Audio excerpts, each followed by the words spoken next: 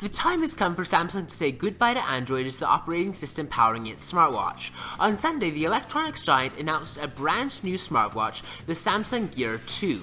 Now, this drops the word Galaxy from its name, a nod to the fact that the smartwatch runs Samsung's homebrewed Tizen OS and not Google's Android platform. Now, the move to clock Tizen in and check Android out is the biggest change to come to the Gear 2, although it might not be quite as obvious to customers who strap on the watches. More obviously, the Gear 2's camera gets a boost to a 2-megapixel resolution and moves from the wrist straps to the body of the smartwatch.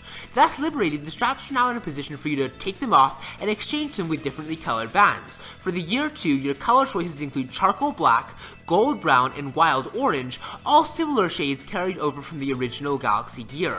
Now, the watch also picks up a few more hardware and software tricks, like an infrared sensor and a standalone music player that means you can leave your phone at home while you go for a jog. Samsung has also added a heart rate sensor as well.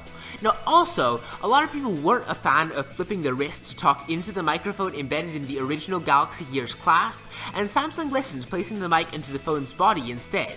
Now, lest you think that Samsung left the watch's internals alone, it did make some internal adjustments as well. For example, it increased the processor from an 800 MHz single-core unit to a 1 GHz dual-core chip.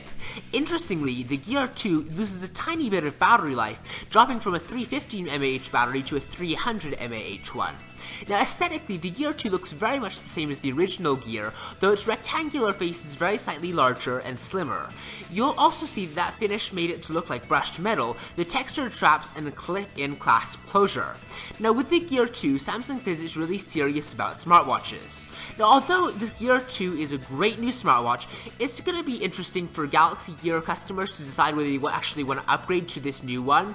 It's not a really big shift away from the original Galaxy Gear. It adds a number of small improvements, and if you're going to look for a smartwatch right now, I would say the Samsung Gear 2 is probably your best bet, but at the same time, the original Galaxy Gear is still fine for people who have already bought one. And then also, another piece of interesting news is that Google is also working on a smartwatch, which will be revealed in June. So if you're looking for a smartwatch, you might want to hold out just a little bit longer.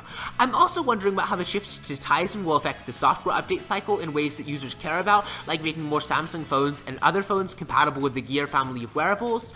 Also, bringing other app makers on board might be slightly harder with the new operating system, but hopefully Samsung is going to make it easier for developers to actually build apps for the Gear 2, so they can actually encourage apps to be developed. But let me know what you think of the Samsung Gear 2 in the comments below. Please be sure to like and subscribe if you enjoyed this video, and I will see you next time. Bye!